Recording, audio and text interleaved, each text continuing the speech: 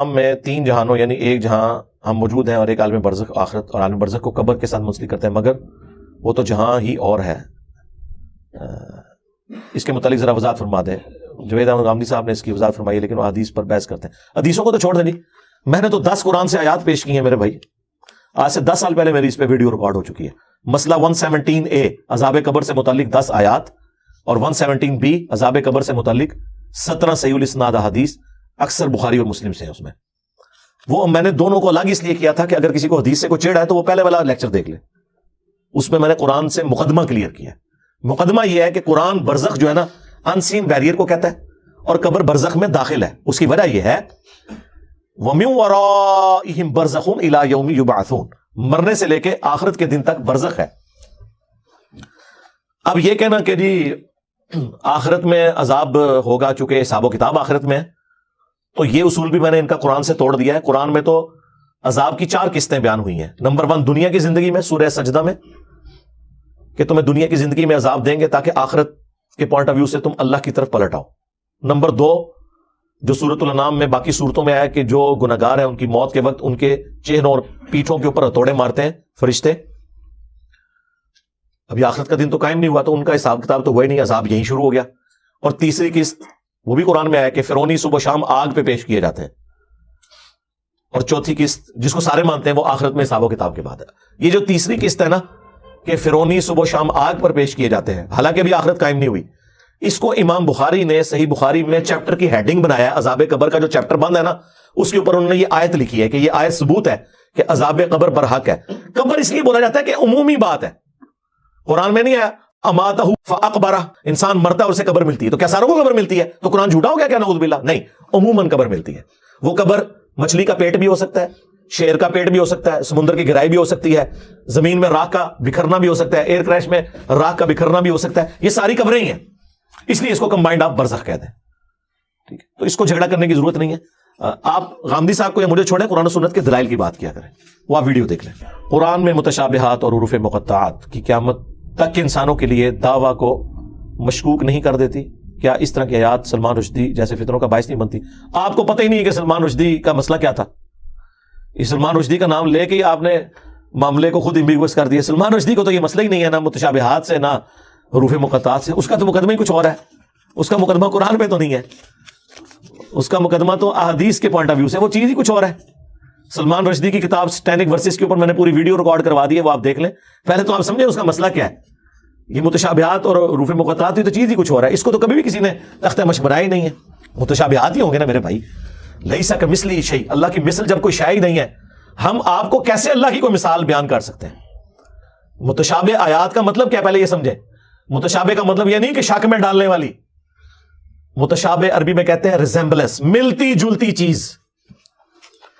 دودھ کا سفید ہونا اور چونے کا سفید ہونا یہ متشابہ ہے، ایک دوسرے سے ملتا ہے، لیکن دودھ اور چیز ہے، چونا اور چیز ہے۔ ٹھیک ہے، وہ چیک کرنے سے پتہ چلے گا۔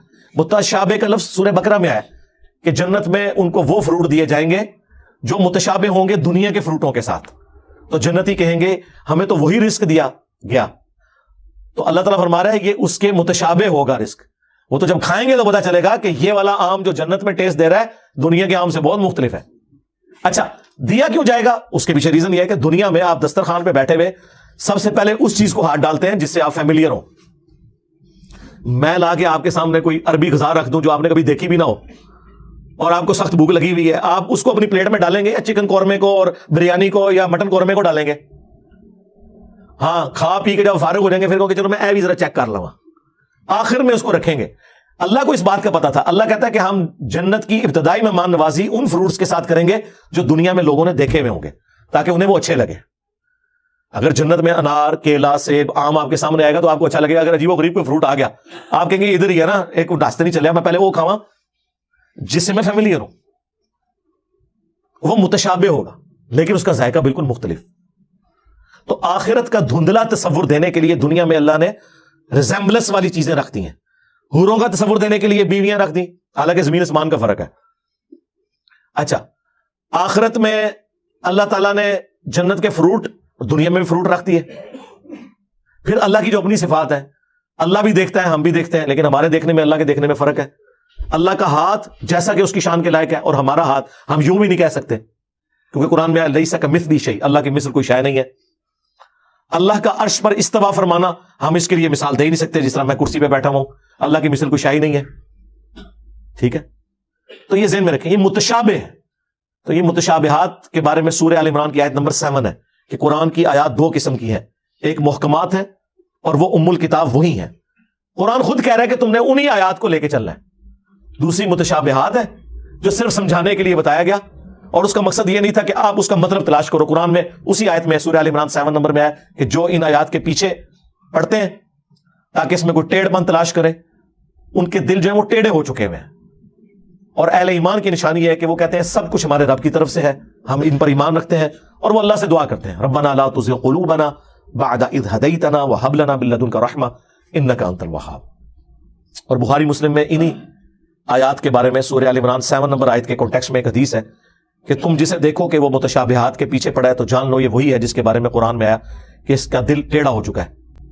یہ نبی اسلام نے ارشاد فرما دیا۔ اور اہل ایمان کی نشانی ہے کہ وہ دعا کرتے ہیں ربنا لا تزغ قلوبنا، اے رب ہمارے دلوں کو ٹیڑھا نہ کرنا بعد اس کے کہ تو نے ہمیں ہدایت عطا فرمائی، ہمیں اپنے پاس سے رحمت عطا فرما اے عطا فرمانے والے، آمین۔ تو یہ ہے، تو سلمان رشدی کا جو ایشو ہے وہ ڈیفرنٹ ہے، اس پہ آپ میری پوری ویڈیو تفصیلی، میں نے اس کی ایک ایک چیز کا جواب دیا ہے، باقی تو صرف گالیاں نکالتے ہیں۔ میں نے اس کا مقدمہ پیش کیا، وہ کیا چاہ رہا ہے، کیوں اس نے کہا، کس چیز کو اس نے بنیاد بنایا، اس میں ہم نے کیسے ریبٹل کرنا ہے، اس میں میں نے کئی قرآن کی آیات اس کے جواب کے طور پر پیش کی، اس نے جو ڈنڈی ماری تھی وہ ڈسکس کی، الحمدللہ۔ باقی صرف سر کی قیمتیں رکھتے ہیں، ہاں پتلے جلاتے ہیں، علمی بات کوئی نہیں کرتا۔